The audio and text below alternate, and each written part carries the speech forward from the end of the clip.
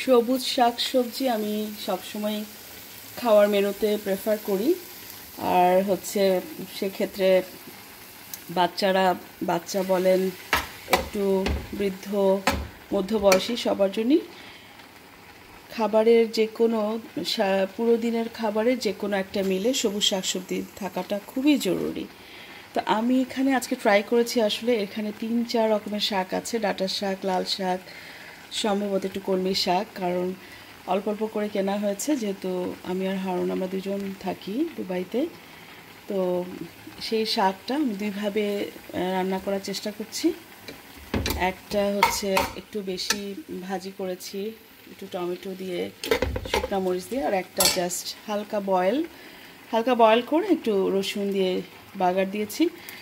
আর যেটা হচ্ছে এই সবুজ শাকসবজিগুলো হচ্ছে অ্যান্টিঅক্সিডেন্টের সোর্স।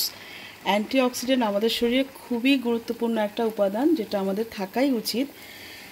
আর যেগুলো আমাদের বডিতে যে টক্সিক, যে বিষাক্ত যেই কেমিক্যালগুলো তৈরি হয় সারাদিনের মেটাবলিজমের পরে, সেগুলোকে অ্যান্টিঅক্সিডেন্টগুলো বডি থেকে বের করে দেয় এবং বডিকে প্রপার নিউট্রিশন এবং ফ্রেশ অক্সিজেন পেতে সাহায্য করে। আর আমি বেসিক্যালি লাল চালটা খাই, লাল চাল, মোটা চাল যেটা, এটা কিন্তু এখানে কার্বোহাইড্রেট পরিমাণ, যেমন ভাত বেশি খেলে সুগারের রোগীদের অনেক প্রবলেম হয়, যেমন যারা আতপ চাল খায়, যেমন আতপ চাল যেটা বলে বাসমতি, তো বাসমতিটা খেলে, বাসমতিটা বডিতে খাবারের পরে 5 মিনিটের মধ্যেই কিন্তু এটা চিনি হয়ে যায়। কিন্তু যে লাল চালটা, এটা মনে সম্ভবত এটা ডবল করে বয়েল করা থাকে। আর লাল চাল, লালের কোটিংয়ের জন্য যেমন এটা থায়ামিন, ভিটামিন যে B6 কমপ্লেক্সের যে থায়ামিন আছে, নিয়াসিন, এগুলো প্রচুর পরিমাণে পাওয়া যায়, যেটা আপনার বেরি মানে যেটা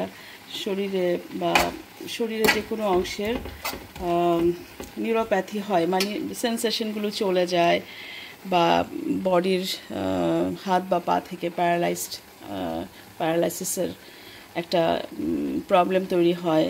হ্যাঁ, তো সেই ক্ষেত্রে এগুলো এবং নার্ভের সেন্সেশনগুলো কমে যায়, তো নার্ভ অ্যাক্টিভিটিগুলো ভালো থাকে। এই লালের যে কোটিং, লাল চালের, এটা হচ্ছে থায়ামিন আর নিয়াসিনও থাকে। আর হচ্ছে আর সবুজ শাকসবজিতে ভিটামিন A, C, অ্যান্টিঅক্সিডেন্ট একদম প্রচুর পরিমাণে থাকে। তো অনেকক্ষণ ধরে চেষ্টা করে আমি শাকগুলো আসলে অনেক ভালো করে ধুতে হয়, কারণ প্রচুর বালি থাকে, করছি।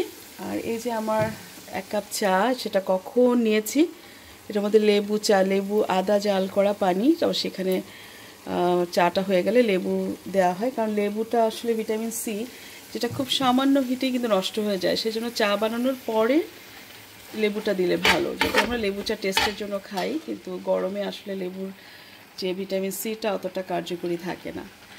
তো এই হলো আমার রান্নাবান্নার ছোট্ট একটা ব্লগ। আমি ভাত একবারে বসিয়েছি যেন 1-2 দিন আমাদের চলে, তারপর অবশ্য বেশি ভাত থাকলে সেগুলো আর খাওয়া হয় না।